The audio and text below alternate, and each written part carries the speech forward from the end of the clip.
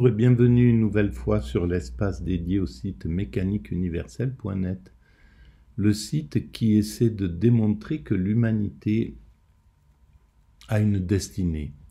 L'évolution de l'humanité suit un progrès dirigé vers son ultime perfection.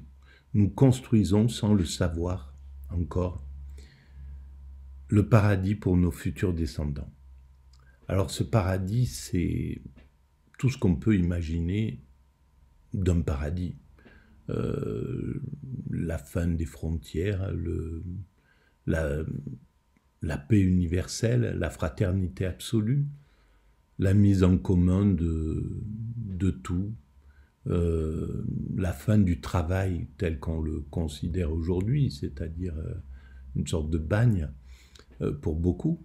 Donc il ne reste plus qu'à entretenir l'humanité qui a été finalisée de la meilleure façon pour que les hommes, les humains puissent profiter, avoir un toit partout où ils arrivent, partout où ils marchent, où ils se rencontrent, trouver le gîte, le couvert, etc., que rien ne soit, qu'il n'y ait plus de propriété privée en fait, parce que la propriété privée c'est des soucis, ça occupe l'esprit, donc c'est l'accession à un esprit absolument libre, à la contemplation, au bonheur, voilà, c'est l'accession au bonheur, à la liberté absolue, parce que la possession c'est des entraves en réalité, les libertariens qui parlent de la liberté absolue dans la possession, je pense qu'ils n'ont pas compris le sens du bonheur. Ils comprennent le sens du plaisir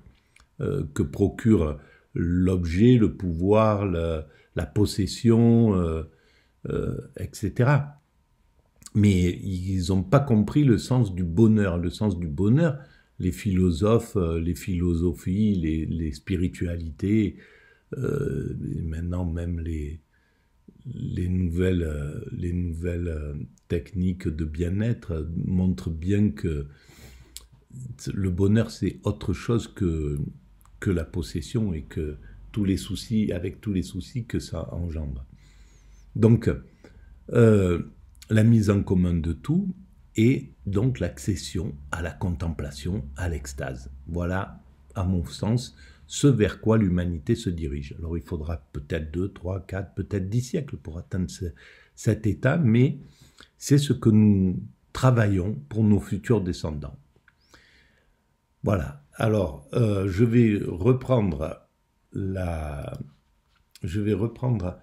fin de cette réflexion sur l'anatomie de l'État, un livre que Murray Rothbard a écrit, ou un petit article en fait, plutôt dans les années 70, sur le libertarisme. Parce que c'est quelque chose qui commence à imprégner un peu l'humanité. Alors il y a des choses intéressantes dans le libertarisme, notamment l'idée d'égalité, de liberté, je veux dire, l'égalité non, mais l'idée de liberté. Et il y a différentes formes de libéralisme, de libertarisme, je veux dire. Pour l'instant, je prends ce qui semble se rapprocher de l'anarcho-capitalisme. Donc, la défense de la propriété privée, etc., l'État au minimum, juste pour défendre les intérêts des citoyens et défendre le pays de l'extérieur.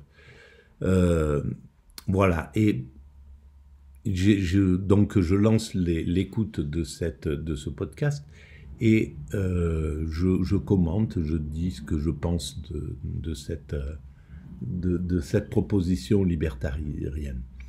Je ne suis pas un universitaire, je ne connais pas très bien mon sujet, c'est surtout pour démontrer la théorie que je défends sur la mécaniqueuniverselle.net, sur ce site où je j'essaie de démontrer que l'humanité donc va vers son ultime perfection, la liberté absolue, mais l'égalité absolue, la fin de la possession, etc., la mise en commun de tout.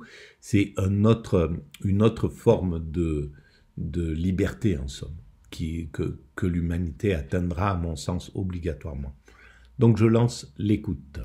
Entre pouvoir étatique et pouvoir social. Tout comme les deux interrelations fondamentales et mutuellement exclusives entre les hommes sont la coopération pacifique contre l'exploitation et la production contre la prédation coercitive, l'histoire de l'humanité, en particulier son histoire économique, peut de même être considérée comme un conflit entre ces deux principes.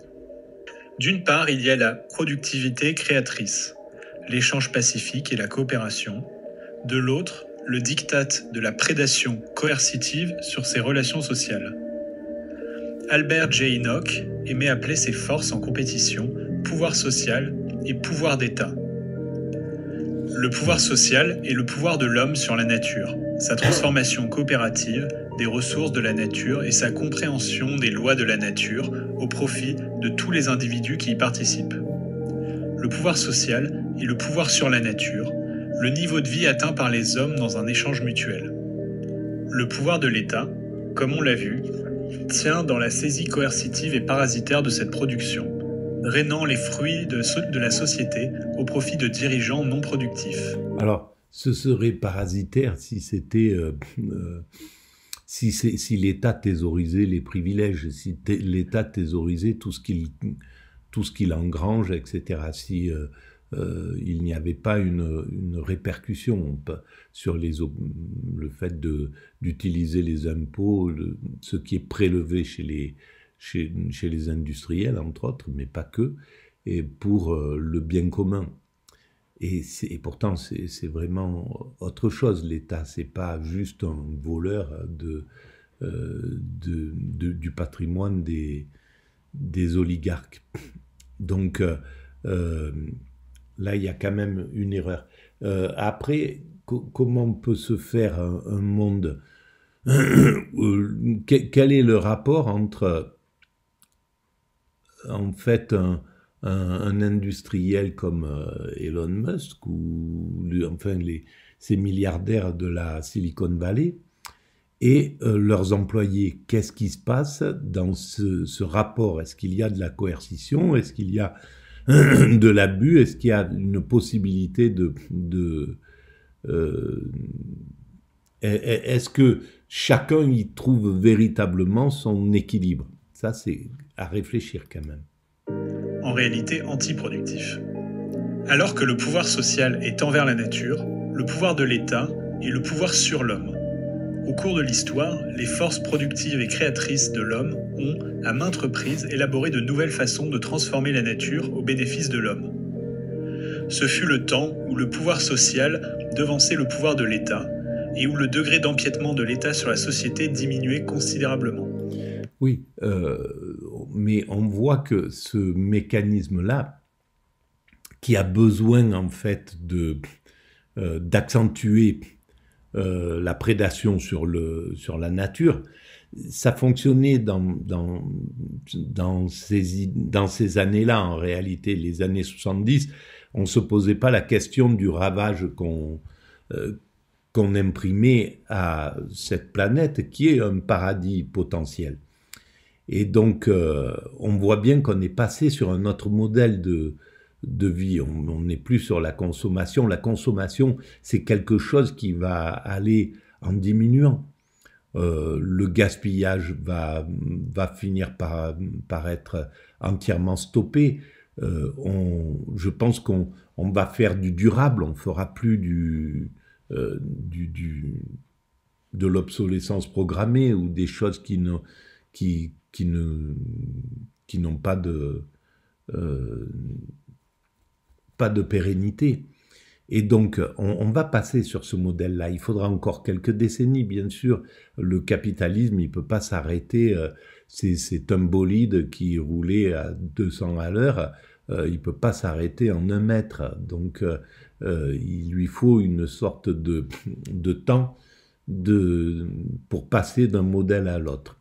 Mais on va quitter ce modèle-là, à mon sens. Ça serait intéressant de savoir comment la Chine est en train de s'adapter à ça. Est-ce qu'elle le fait? Est-ce qu'elle est en train de changer, de trouver des solutions pour ne plus être ce producteur effréné qui fait des objets qu'on retrouve dans les poubelles et à la déchetterie.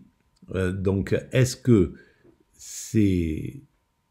y a déjà une vision long-termiste de changement? Ça mériterait d'être pensé et d'essayer de voir un peu comment la Chine, qui pourrait être le baromètre à ce moment-là des changements de l'humanité,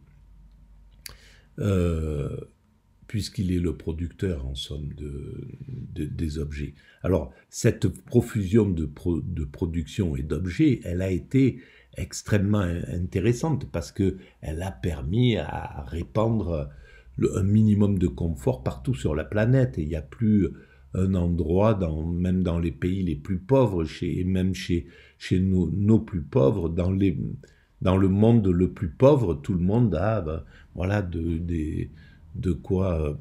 les objets du quotidien qui n'existaient pas. Il y a 100 ans, il fallait rapiécer les pantalons, les pulls, les trucs 50 fois, 100 fois, jusqu'à ce qu'on usait jusqu'à la corde les choses.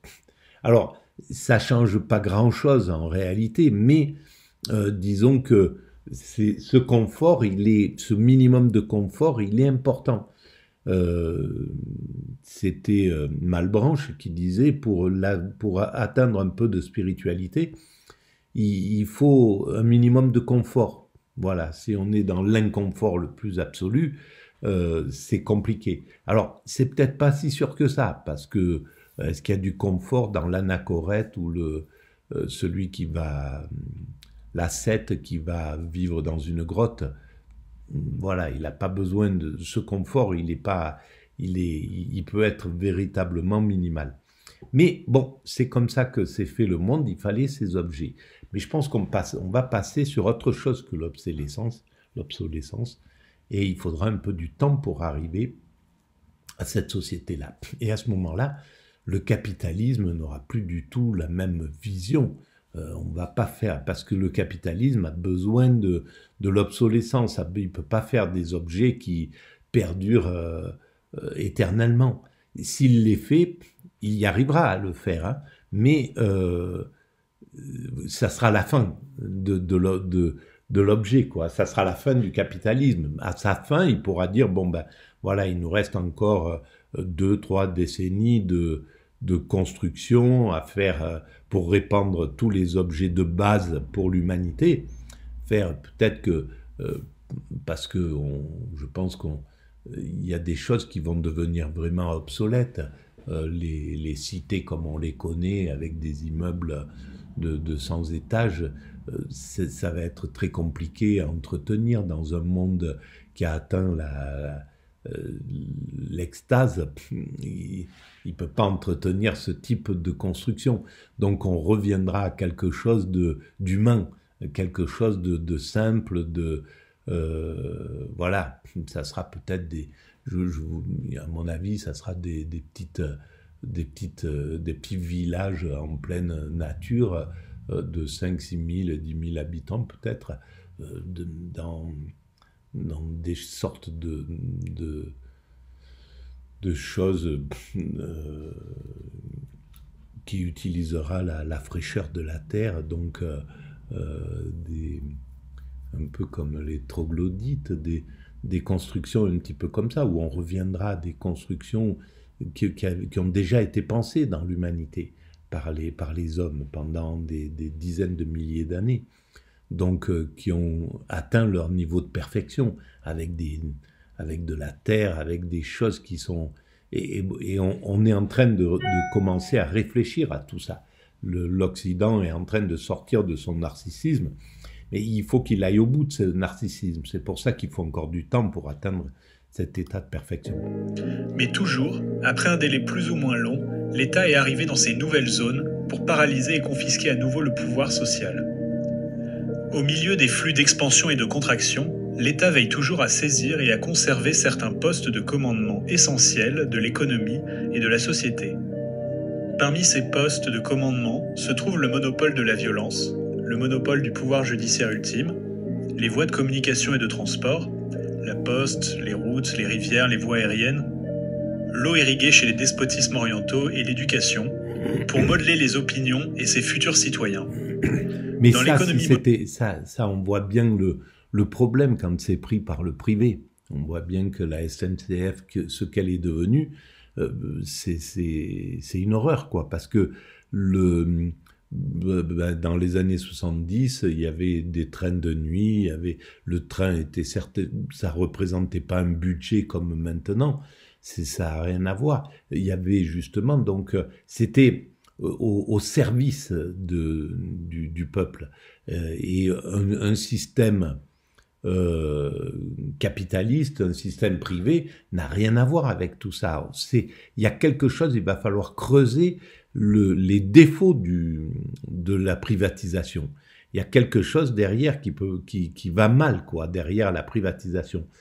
Au moins telle qu'elle s'est réalisée entre les années 80 à l'arrivée Reagan, Thatcher et Mitterrand. Comment cette privatisation a amené des problèmes inouïs, en fait. Ils nous ont sortis de l'intérêt du public, pour le public, quoi, pour quelque chose d'autre qui ne satisfait pas qui ne nous satisfait pas. C'est pas le top, quoi, hein, à mon sens. Moderne, la monnaie est le poste de commandement essentiel. Si du XVIIe siècle au XIXe siècle, dans de nombreux pays occidentaux, il y eut des périodes d'accélération du pouvoir social et une augmentation corollaire de liberté, de paix ou de bien-être matériel, le XXe siècle aura été avant tout une époque où le pouvoir de l'État a rattrapé, avec la conséquence d'un retour à l'esclavage, à la guerre et à la destruction. Ce processus parasite de rattrapage fut presque ouvertement proclamé par Karl Marx, qui concéda que le socialisme doit être établi par la saisie du capital précédemment accumulé via le capitalisme. Durant ce siècle, l'espèce humaine fait face, une fois encore, au régime virulent de l'État. L'État, désormais armé des fruits du pouvoir créateur de l'homme, confisqué et perverti à ses propres fins. Les derniers siècles furent des époques où les hommes tentèrent d'imposer des limites constitutionnelles et autres à l'État, et finirent par constater que de telles limites, comme toutes les autres tentatives, avaient échoué. De toutes les nombreuses formes que les régimes prirent au cours des siècles, de tous les concepts et institutions qui furent essayés, aucun n'a réussi à tenir l'État sous contrôle. Le problème de l'État est évidemment très loin d'être résolu. Peut-être de nouvelles voies doivent-elles être explorées, si l'on veut que la solution finale et réussie à la question étatique puisse être à jamais résolue. Certainement, un ingrédient indispensable d'une telle solution réside dans le démantèlement de l'alliance des intellectuels et de l'État, par la création de centres d'études et d'éducation intellectuelle qui seront indépendants du pouvoir de l'État. Christopher Dawson note que les grands mouvements intellectuels de la Renaissance et des Lumières furent réalisés en travaillant en dehors et parfois contre les universités bien établies. Ces universités des nouvelles idées furent établies par des mécènes indépendants. Merci. Oui, alors. Merci pour votre écoute attentive. Nous arrivons désormais à la fin de cette lecture de l'anatomie de l'État. Comme vous avez pu l'entendre, ce livre offre une critique radicale et provocante de l'État, tout en ouvrant la porte à une réflexion profonde sur la liberté, la souveraineté individuelle et propose des alternatives possibles au système politique actuel. J'espère que cette lecture vous a inspiré ou à tout le moins amené à réfléchir différemment sur des questions essentielles. Peu importe vos opinions, ce genre de réflexion est toujours enrichissant. Merci encore pour votre temps et votre curiosité. Si cette vidéo vous a plu, n'hésitez pas à la liker, à laisser un commentaire ou vous abonner pour plus de contenu explorant des idées fortes et hors des sentiers battus. À très bientôt pour de nouvelles lectures et discussions. Merci. Voilà, donc je mets le lien de la personne qui fait qui fait ce podcast. Oui, effectivement, ce qu'il faudrait déjà voir, c'est quel système pourrait critiquer l'État de façon indépendante, mais de tout, indépendante et des oligarques et des pro-libertariens et de l'État lui-même. Donc que ce soit le peuple, celui qui vit véritablement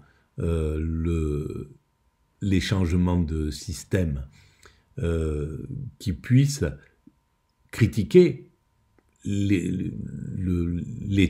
et critiquer toutes les versions, critiquer la privatisation, critiquer le public, etc., critiquer tout ce que le peuple vit en réalité. Mais si c'est une réflexion des libertariens entre eux, un petit groupe de nouveaux intellectuels indépendants des intellectuels qui sont favorables à l'État, donc d'autres intellectuels qui sont favorables au libertarisme, ça ne peut pas fonctionner. Il faut que ça soit vraiment le peuple qui gère, qui donne son point de vue, parce que c'est lui qui vit les choses. Et donc sinon, on est dans une autre dictature, on est dans une autre oligarchie, on est dans une autre aristocratie. On passe de l'aristocratie de l'État à l'aristocratie des libertariens. Et ça ne peut pas fonctionner. Donc, on voit qu'il y a des choses à réfléchir, à faire, et surtout maintenir un esprit critique important, et de l'État et du libertarisme, des libertariens qui arrivent sur le devant de la scène avec l'arrivée de la Silicon Valley et du nouveau pouvoir américain dans le monde là. Et on voit à quel point déjà il y a quelque chose qui est utilisé apparemment. Je ne sais pas la pensée de qui a mis en œuvre cette pensée. J'ai écouté une intervention qui parlait de ça, et je ne me souviens plus qui c'était, qui disait en fait, qui préconisait de saturer l'esprit pour pouvoir faire passer ses idées. Donc c'était un peu ce qui était peut-être préconisé à Trump actuellement, de saturer les esprits du monde, en somme, pour pouvoir vraiment imposer son système, d'empêcher la réflexion. Et ça, c'est la base de la perversion, c'est la base du système pervers. Un système pervers, il abuse de sa victime comme ça, en saturant son esprit, en l'empêchant de prendre conscience de ce qui lui arrive. Et là, le système est comme ça, hein, parce que c'est exactement ce qui s'est passé avec Biden quand dans sa velléité avec Poutine, avec les Russes. En fait, il a saturé l'esprit des Occidentaux, des dirigeants occidentaux, pour qu'ils ne réfléchissent pas aux conséquences d'accepter de soutenir les Américains dans leur velléité de pousser Poutine à la faute, de l'obliger en fait à rentrer en guerre du fait que il voulait imposer l'Occident, l'OTAN aux frontières et en Crimée, enfin voilà, bloquer les Russes dans leur confiner les Russes derrière les frontières de l'OTAN à leur porte, quoi. Et donc c'était évident que ça pouvait qu'amener à la guerre, il n'y avait pas d'autre solution. Et d'ailleurs la guerre 14-18 s'est imposée de la même manière, en posant des ultimatums qui étaient impossibles à accepter, et donc c'était le choix de la guerre qui était privilégié. Et donc Biden a saturé l'esprit des Occidentaux et de nos dirigeants, notre président, le président anglais, les présidents allemands qui sont rentrés dans ce dans ce mécanisme, ils ont été mis sous pression et ils ne pouvaient plus réfléchir à ce qui était bon pour leur nation. Ils ont été contraints d'accepter, d'avancer dans quelque chose qui se révèle aujourd'hui désastreux pour l'Europe, quoi. Voilà. Et donc, ce mécanisme-là, c'est un mécanisme pervers, c'est la perversion narcissique, c'est un mécanisme de domination. Et ça, il va falloir le regarder véritablement en face, pas simplement en disant ils sont malins, ils ont utilisé ce modèle-là, etc. Non, c'est criminel, c'est quelque chose c'est de la criminalité en réalité. Voilà, je vais arrêter là pour cette vidéo. C'est la dernière sur l'anatomie de l'État de Murray Rothbard.